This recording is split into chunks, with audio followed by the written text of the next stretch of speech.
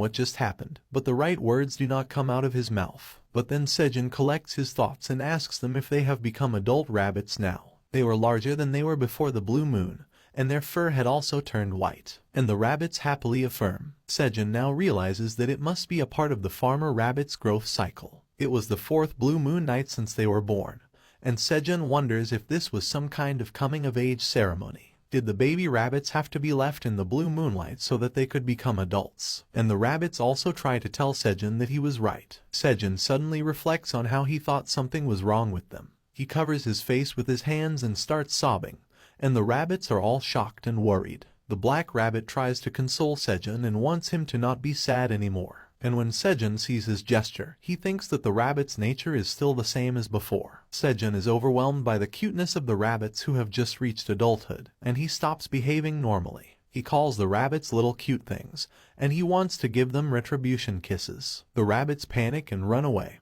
but Sejun catches the black rabbit and smothers it with kisses. And he also tells the other rabbits not to run away from him. And then the blue moon finally passes, and everything returns to normal. The husband rabbit opens the door, and his wife is just behind him. And they see that their kids have grown up, and right now they are sitting around a fire with Sejun. He waves to them, and the husband rabbit cannot stop smiling. The couple rushes to their kids and they hug them as Sejun fondly watches them. He wonders if he should prepare a coming-of-age feast for the rabbits as a gift. But then he notices one rabbit excitedly raising his hand while saying something. Sejun watches him carefully, and then out of nowhere a shovel appears in his hand. The rabbit proudly displays it, and Sejun is surprised to see it. He asks what those were, because it was not the case with just one rabbit. All his siblings had something. One of the rabbits had gotten a sickle and a bandana. Another rabbit had gotten a cart, and he was hauling his black rabbit brother. One of the white rabbits had a watering can, and the one with the shovel was the first one to show his tool. The rabbits are glad to get their tools and affectionately show them while their parents enthusiastically clap for them. Sejun realizes what just happened.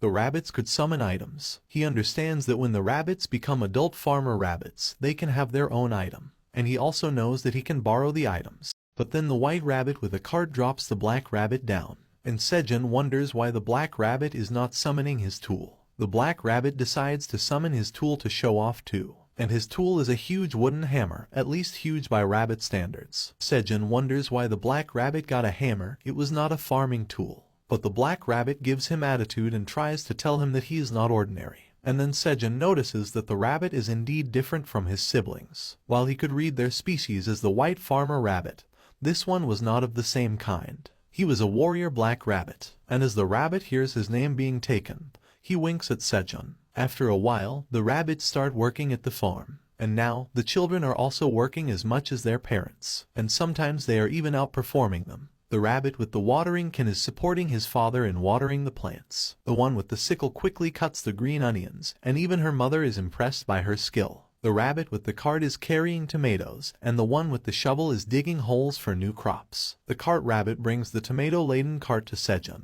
and Sejun tells him to put the tomatoes in the nearby heap. He is near the storage and plans to do something with the tomatoes. As the cart rabbit goes off to get some more tomatoes, Sejun gets teary-eyed. He thinks that the rabbit children are now helping their parents with farming. Until yesterday, they were carefree kids who just ran around the farm having fun. And seeing the sudden maturity in their actions touches his heart. But then he sees that the black warrior rabbit was just lying next to him. Sejun turns to him and finds him eating tomatoes without a care. And Sejun thinks that this one was just unemployed. He starts talking with the black rabbit. Sejun says that since he was a warrior rabbit, his job was to fight. But since they are in the cave, there won't be any monsters that may harm the farm. In that case, the black rabbit had nothing to fight for. The black rabbit is also aware of this disappointing situation. And then Sejun says that his hammer could not even help them with farming. And he wonders what they should do. But then the black rabbit has an idea, and he tells Sejun about it. He leads him to the pond in the cave and excitedly points towards it. Sejun also exclaims that he was right, he could hunt in the pond. Hunting could also be considered one kind of fight. And Sejun thinks that even the warrior rabbit could be helpful now. He says that he will lure out the fish using the torch, and the rabbit will have to catch the fish. Sejun asks the black rabbit to show him the power of a warrior, and the rabbit is eager to start. Sejun frantically waves the torch over the boundary of the pond, and a piranha jumps out of the water straight towards the flame. Sejun tells the black rabbit that this is his chance, and he jumps up with his hammer, and then the black warrior rabbit strikes the fish with his full strength and sends it flying.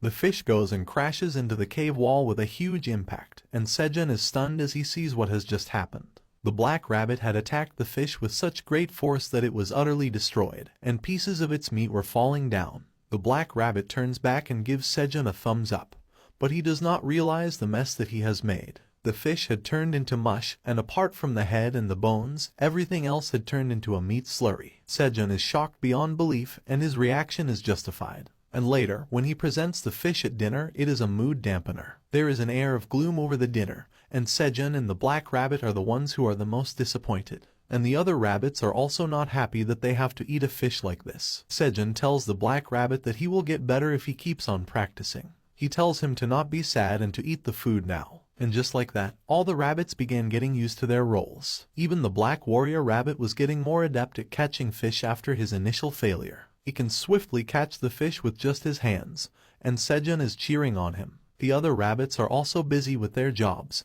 and everything is going perfectly. Another day passes, and the 125th day comes. The 1-month cooldown period to open the seed store has been completed, and the store opens again. Sejun is also excited to see the seed store open again.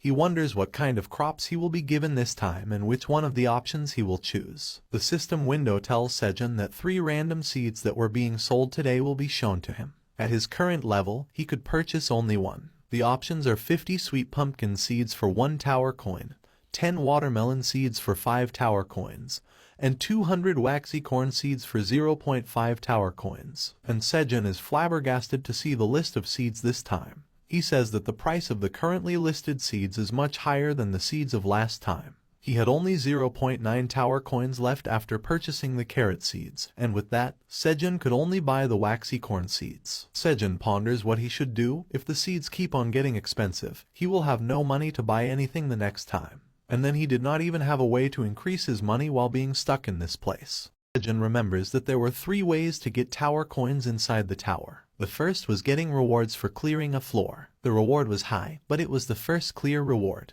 That meant it could be obtained only once, and the hunters did not actually earn too much profit from it. The second method was to hunt the monsters and sell their body parts. The monster parts could be sold to either the traveling merchants or to the store on the first floor, and it was regarded as the best source of income for hunters, as they could make a continuous profit from it. The third method was to complete quests and get rewards for them. But that was the most gamble-like method out of the 3. The quest rewards varied greatly, so it was hard to say how much money could be earned. Sejun thinks of his situation. Among the 3 options, 2 were practically impossible for him. He could not even think about clearing the floors, as he could not even leave the cave. And then he thinks that the only way for him to get money is by completing the quests given by the tower manager. Sejun asks the tower manager if it can hear him, and he asks the tower manager if he could reward him with tower coins for clearing the quests right now. The tower manager replies, saying that he doesn't know what Sejun means, but it will give him whatever he asked for later when Sejun is all grown up. Sejun is confused. The tower manager did not know about the tower coins, and it said he would give them to Sejun when he grew up. Sejun casually asks the tower master how old it is, and the manager replies that it was a secret. Then Sejun asks another question.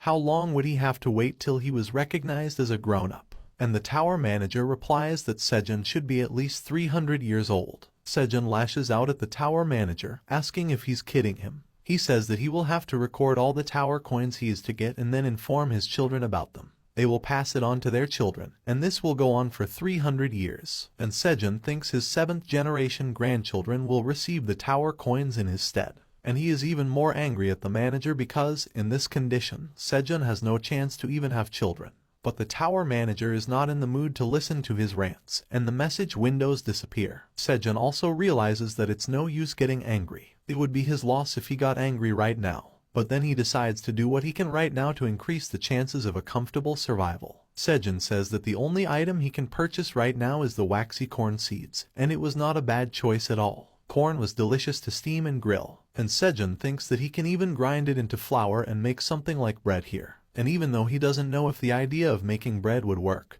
he selects the option to buy the corn.